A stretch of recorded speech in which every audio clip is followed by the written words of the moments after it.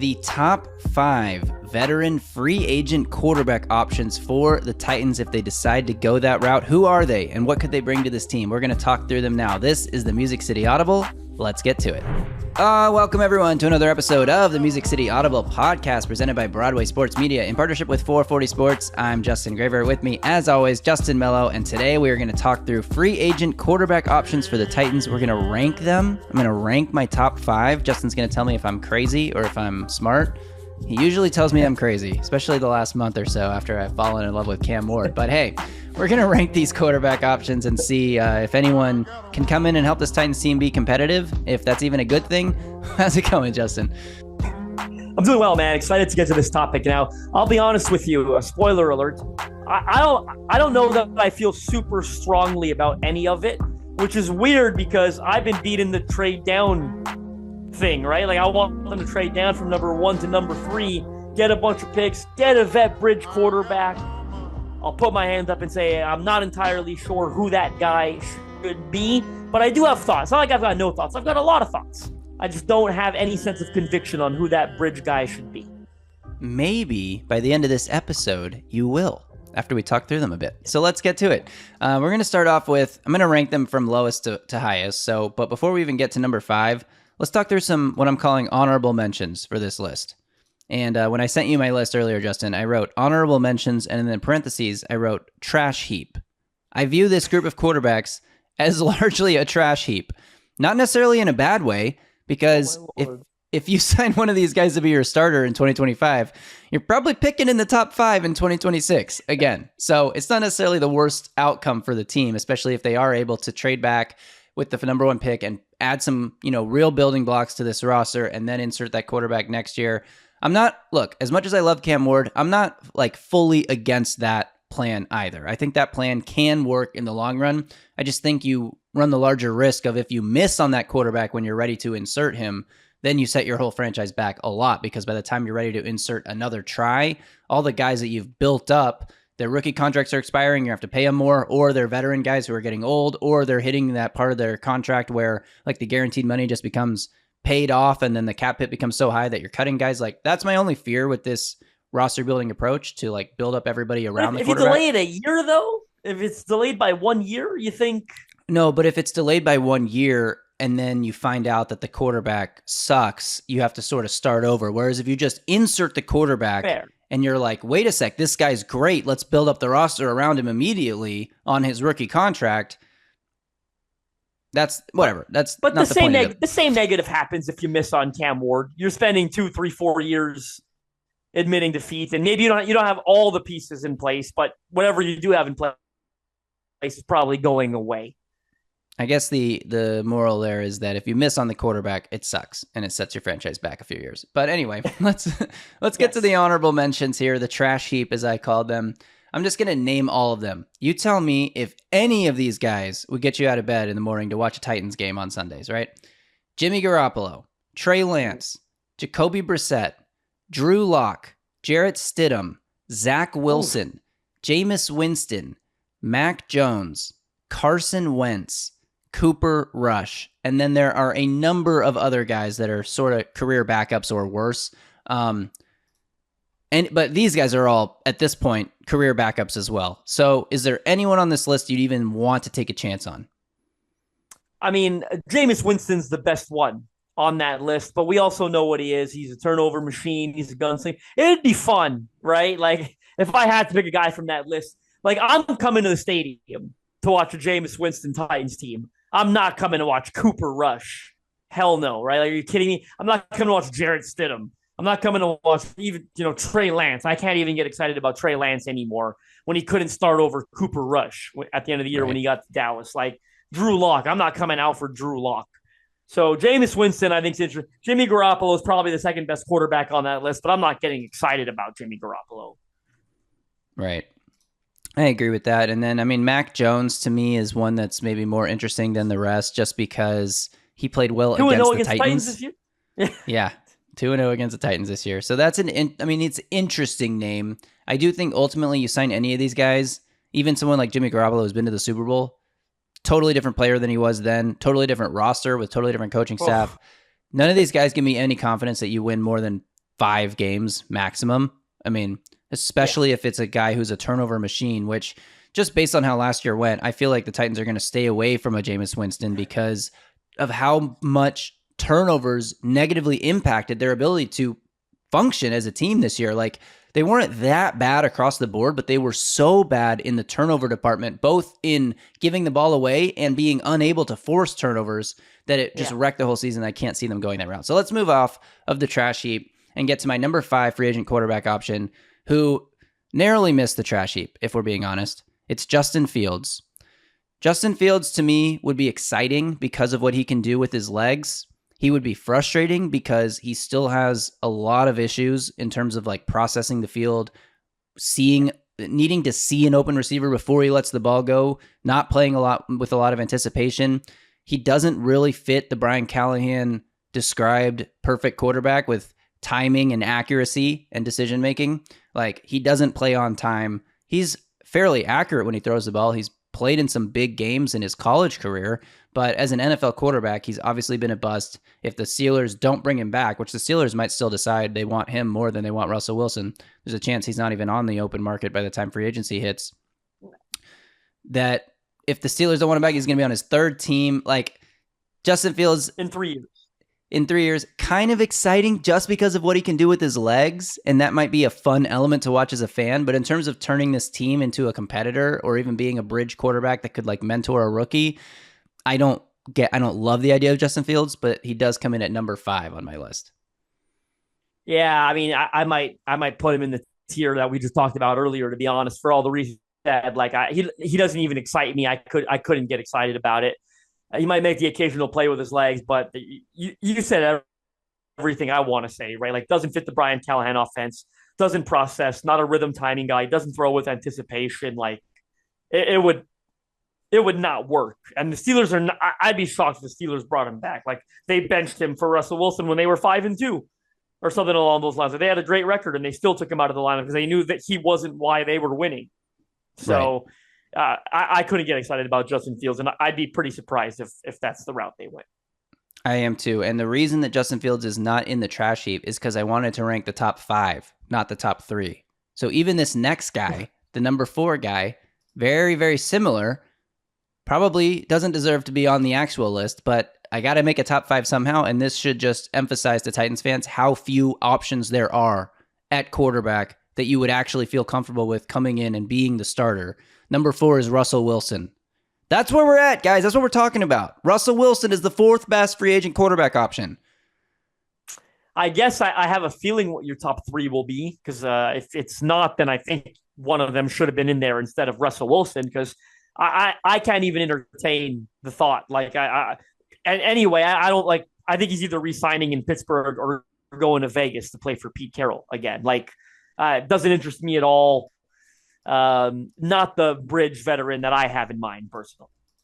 Yeah, I agree. So, not really interesting, but at least he is a veteran who has experience playing the position. Like, I don't know what else to say. He won He's Super a living, Bowl. breathing body is what you just said, essentially. Yeah, but I mean, to me, he's just like a tiny step above Justin Fields in terms of what he could do to execute the offense. But again, I don't think this offense is a good fit for what Russell Wilson does, which is wanting to extend plays and hit moonshots. It's not, the rhythm, timing, accuracy thing that Brian Callahan's talked about.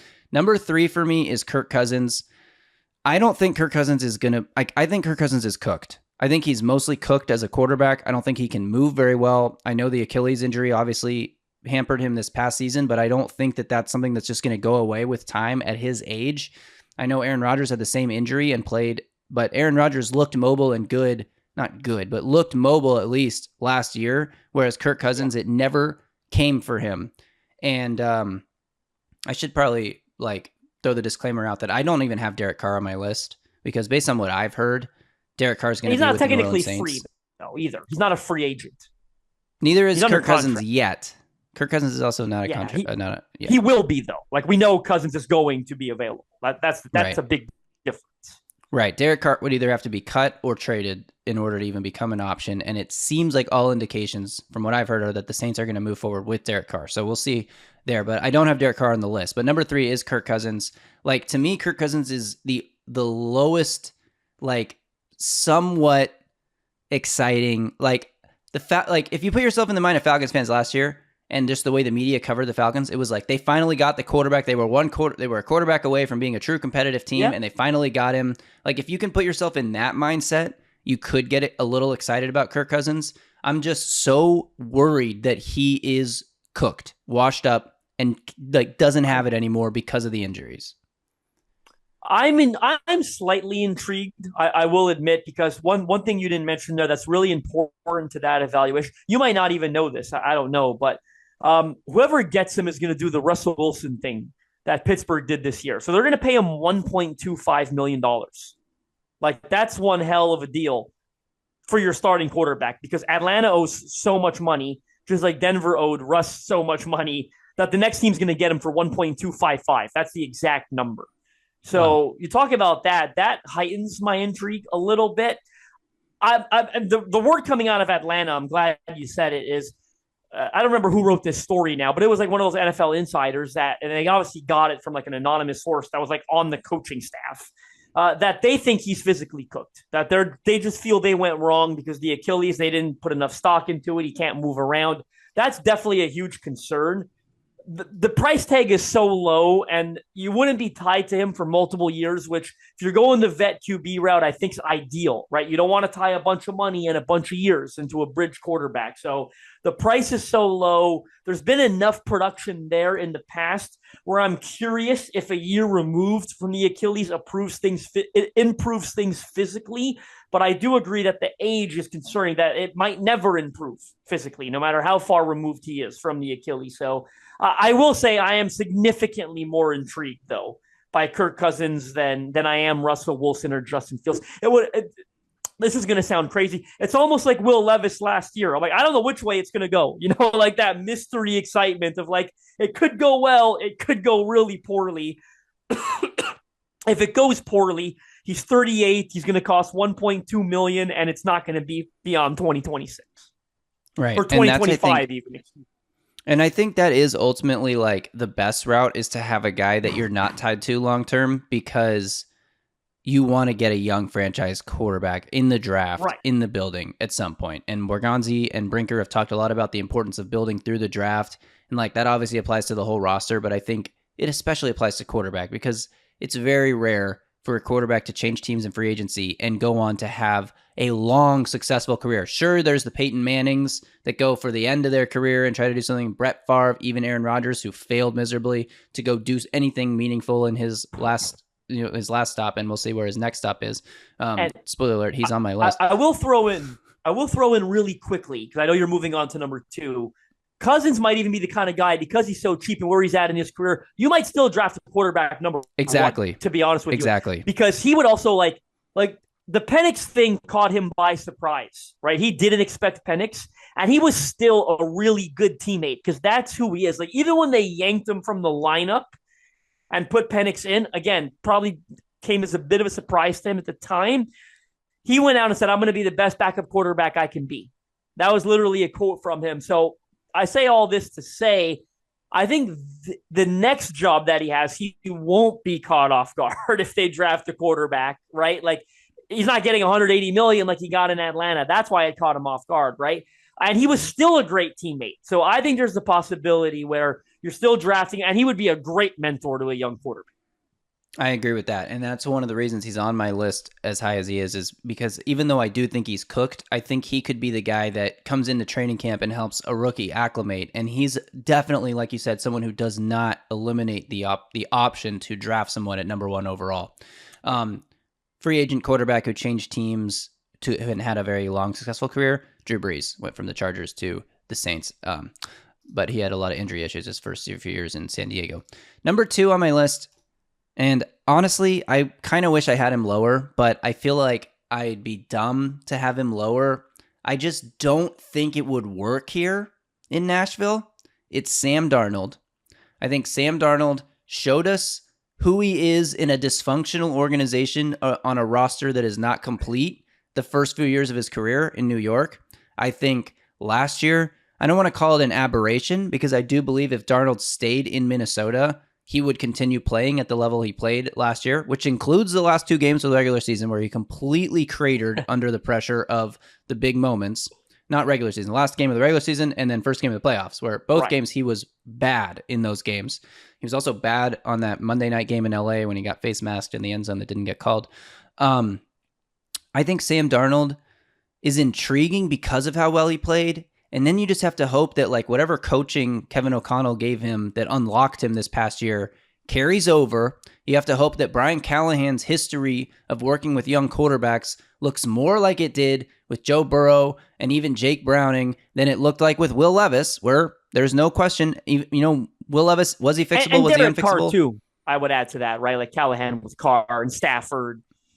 Yes. So Callahan does have a history of making it work with guys who have also worked not under Callahan, right? Like it's not like Callahan was the secret sauce to making these guys work necessarily. So that's the consideration is, can Callahan continue doing for Sam Darnold what Kevin O'Connell did without Justin Jefferson, without that offensive line, which admittedly by the end of the year was bad because it was so banged up, but was really good the first half of the year when Sam Darnold was playing his best football. That's the question you wonder. And, having the luxury of that defense on the other side of the field, it was forcing an insane amount of turnovers. Brian Flores frustrating the other team every single week of the season. Obviously, that helps your offense stay on track because you're not ever having to play catch up most of the time. You're never down by 3 touchdowns in the second quarter or whatever, which the Titans were numerous times this year. So I just wonder, is Sam Darnold going to work at his next stop, no matter what his next stop is? If Minnesota doesn't bring him back, which is still on the table. Kevin O'Connell said that he wanted to run this thing back and win it all with Sam Darnold, and then he sort of walked those comments back a little bit later in the last week, so I don't really know what to believe about Minnesota's plans. If I was Minnesota, I'd probably turn the page to J.J. McCarthy, but we'll see what happens if he even hits the market. But if he does, he is my number 2 option, but I would be so concerned about, number 1, signing him to a long-term deal, and then if you sign him to a long-term deal, you're not drafting a quarterback. You're not drafting a quarterback for 2027 at the earliest, probably, and that's if after 2 years of Arch Darnold, Manning's coming out. Perfect. Possible. It's possible that it works out that way, but then what? You're just bad for 2 more years, hoping and waiting, and Brian Callahan's fired by then, and who knows if Amy is patient enough with Brinker and Borgonzi. But that's a serious concern about signing Sam Darnold for me. I actually have that concern. So how do you feel about Darnold? Yeah, I have a hard time seeing the Titans do it because even though the last 2 games went as poorly as it did for him, I still think he's going to be pretty expensive, right? And it's right. I have a hard time deciding where I land here because, look, if you sign him, it probably means you're trying like hell to trade out of number 1. So maybe you could afford, to pay him because you're getting a ton of picks for number 1 and the pieces you're kind of filling around it are all going to be cheap on rookie deals. So there's a universe out there where I guess you can make that work. But I don't think if they're going the vet quarterback route, I don't think it's going to be someone that they want to be tied to for multiple years, right? And out of anyone on this list, Darnold is the only one that you probably do have to tie. I mean, you got to tie yourself for at least 2 years, and that's, you're probably got a lot of dead money. If you cut ties after 2 years, that you probably got to tie it for 3 years if you want to avoid, the kind of boatload of dead money if you're cutting after 2. So I can't see them doing it. Like I said, is there a universe out there where it works? I guess because again, you're trading number 1, so all that money you're committing to Darnold, you're kind of saving on the back end because you're getting a ton of guys on rookie deals, but I don't think they're going to go the Darnold route. I don't either, but I did put him at number 2 because of what he did this past season. I still think he's a better... the upside. Yeah, and he's 27, right? Yes, he's probably going to be a better quarterback in 2025 than Kirk Cousins, than Russell Wilson, than Justin Fields. Right. But that's not guaranteed. That's not guaranteed. All right, moving on. Final person on my list, number 1. On Sunday morning, it was announced... It was announced by Jay Glazer on Sunday morning that the Jets would be moving on from Aaron Rodgers, that he had been informed of that decision and that he will be hitting free agency. It's probably going to be a post-June 1 cut, which will save them some money on the dead cap. Not all of it, but some money on the dead cap. Aaron Rodgers has a house in Nashville. He is old enough that if you signed him, you could still draft a quarterback and see if he could be a mentor. Now, I know there's been some quotes about Rodgers not wanting to be a mentor. He's a great mentor. But as a football mind, keep his personal beliefs about the world in the closet and just lock those away. Don't bring those into the team meetings or anything.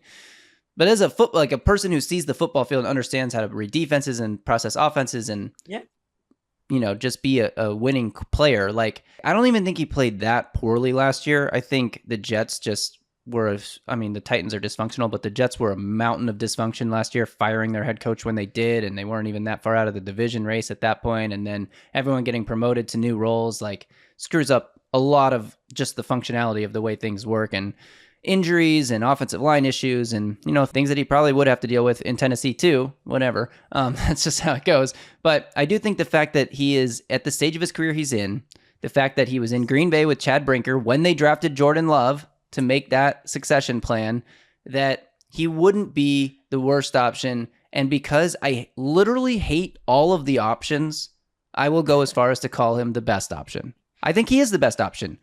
And I know that the sideshow will come with it and the McAfee appearances and the stupid quotes and all of that nonsense. But at the end of the day, I'm willing to take that risk and also get that media attention. This is a team that has a new stadium coming out. You bring Aaron Rodgers in and you draft a quarterback number 1, you have a pretty decent chance of ending up on Hard Knocks.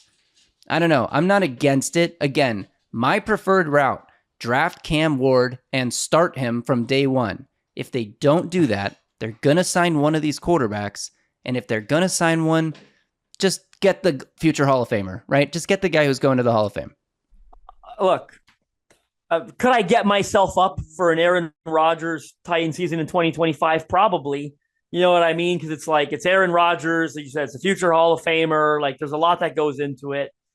Do I think they should do it? No, probably not. The teammate that he is, the sideshow, the culture. Like I will say though, and this is going to be really, really, really in-depth analysis. Okay, this is going to be. I've gone deeper than anyone has.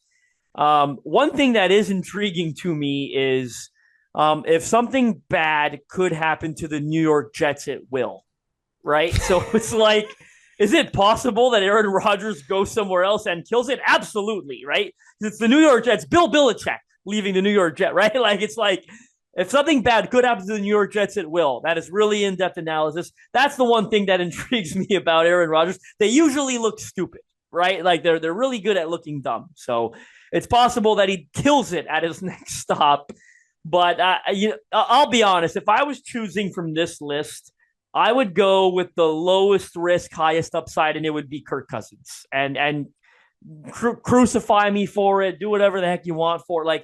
I would go Kirk Cousins off this list. I know what the downside is, but I know there's no sideshow with him. I know it's going to be really cheap. He's a great teammate. I still think there's a little production upside there, not as much as there is with Darnold or Rodgers. I agree with that. And with Rodgers, again, could I get up for it? Probably. He's a friggin' Hall of Famer. And I agree with you that I don't think he played that bad this year. I think he was a lot better than Will Levis and Mason Rudolph were. And I think there's a possibility. And I think Callahan would be high on him. I really do. I think Callahan being such a quarterbacky kind of guy, Aaron Rodgers is very quarterbacky, right? Everything you said, the way he reads the field, he's still doing that. That doesn't go away. The processing, throwing with timing and anticipation. He still did all of those things this year, in my opinion, right? Some of the physical skill sets declining, I think no doubt about it, right? And maybe he's a little bit more reliant on what's around him than he was in past years. But again, that's why I could get up for it. But the whole sideshow stuff, I think I'd rather just go Kirk Cousins if I had to go with one of. The other thing I'll say about Rodgers is, on the Brian Callahan note, Brian Callahan worked with Peyton Manning those last years in Denver when he was at the end of his career, when a lot of the physical ability had declined, but he and Peyton worked together to help, create an offense that was focused on Peyton's strengths, which were the pre-snap reads and getting his team in the right looks against whatever the defense was doing. I think Brian Callahan may see a similarity there. And the other thing is what I mentioned with Chad Brinker having that relationship with Rodgers. We will find out very quickly if that's a good relationship or a bad one, right? We don't know. Maybe Chad Brinker hates Aaron Rodgers because of the way he left Green Bay. Maybe Aaron Rodgers hates Chad Brinker because he was there when they drafted his replacement. You know what I mean? There could be some bad blood between Rodgers and Brinker, or it could be a let's get the band back together type of vibe, because Rodgers' last couple of years in Green Bay were when he played some of his best football, MVPs in back-to-back years after they drafted Jordan Love, which was said to be a huge motivator for Rodgers going out there and proving all those people wrong that he wasn't too old or whatever the heck. So I think that will tell us a lot about if they pursue Rodgers or if they don't, it'll tell us a lot about how Chad Brinker feels about his time in Green Bay with, a guy who's, like I said, going to be a Hall of Famer. All right, that's my list of free agent quarterbacks. What's yours? Let us know in the comments below. We want everyone to let us know. Make sure you're subscribed to the Music City Audible. We'll be back one more time this week, Justin. Maybe, or maybe not. We're still going to figure that out. I don't know, but I want to add something that we didn't touch on as much quickly, because I think it's very important context to this episode. As you ranked a top 5, 2 people we left out of there because they're not available is Derek Carr and Matthew Stafford. Now, with Carr, you had said on, I think, last episode or this one, that you heard while you were down in New Orleans that the Saints plan to stick with him. They're going to name Kellen Moore head coach here. Probably by the time this episode came out, they've already named Kellen Moore head coach. I'm sure he'll have a big say in it. He's an offensive-minded guy. We'll see what happens there. I don't expect Carr to be available. It's almost crazy that it might be slightly more realistic that Stafford is available. I mean, that's probably just nonsense, but there have been a lot of rumors coming out. His wife went out nationally and said some things she probably shouldn't have, that he probably created a headache for him that he didn't want, right? But either way, the reason I want to throw those 2 names out there is because I do think there's a bit of a possibility that they're available. It's notable that Brian Callahan has worked with both of them, right? And in my opinion, if both were available, they would sit number 1 and number 2 on this list. I think if Brian Callahan could handpick the quarterback of the 7 that we discussed, or, putting the trash heap into one pile, the 7 that we discussed, really, I think Stafford and Carr would be on the top of his list. Yeah, I think that I would put them at the top as well. I don't know about Carr. Carr is so meh to me. But because of the relationship with Callahan, he probably thinks he can get him playing better football than he's played the last few years. Stafford to me would be a dream. That's a guy who is a veteran to the point where you can still draft a guy this year or next year and not feel bad about it, where you feel like he could help mentor and teach that person on his way out the door, and someone who's still playing at a high level, has played at a high level, obviously Super Bowl winner. So I think if Stafford becomes available, he'd be my number 1 free agency option, but I would not want to trade for him. I would not want to trade for Carr either. I would not want to give up capital for an old quarterback that you're banking on being here for 2 or 3 years tops, right? I mean, that's backwards from what Borgonzi and Brinker have talked about, wanting to build through the draft, wanting to acquire 12 top 100 picks. I mean, if it's a 6th round pick, I don't give a damn. Okay, if it's a 6th round pick, yes, but is that realistic? I don't know. I don't know if that's realistic. I don't think it'd be you think it'd be like a 3rd for Derek Carr? I don't think it would be. Yeah, I guess I think it'd be just a money dump. Yeah, that's definitely possible, especially with their cap situation. So we'll see how Kellen Moore feels about it, I guess. But yeah, I would put those guys at probably, I don't know, 1 and 3, Stafford, Rodgers, Carr. I still would take Rodgers over Carr just because of the timeline of free agency versus trade and being able to have a rookie still come in this year. Like, my ideal world would be the Titans sign Aaron Rodgers and draft Cam Ward. I don't know if that's crazy, but actually my ideal world is they draft Cam Ward and let him start and go sign one of the Trash Heap guys to just be a career backup, but whatever. We're getting lost here, so I think that we should wrap things up. Make sure you are subscribed to the Music City Audible podcast. Give this video a thumbs up, like, and drop a comment below. Who do you want? What free agent quarterbacks do you want? Rank them if you want to rank them in your comment, or just give me a name that you want the Titans to sign. If the answer is nobody, that's fine too. So let us know in the comments, and we'll see about another episode this week. TBD there, but this is your 2nd one, so consider yourself lucky if you get a 3rd. Right, Justin? Is that too mean to the audience? Absolutely. All right. Y'all stay safe out there. Until next time. Tighten up.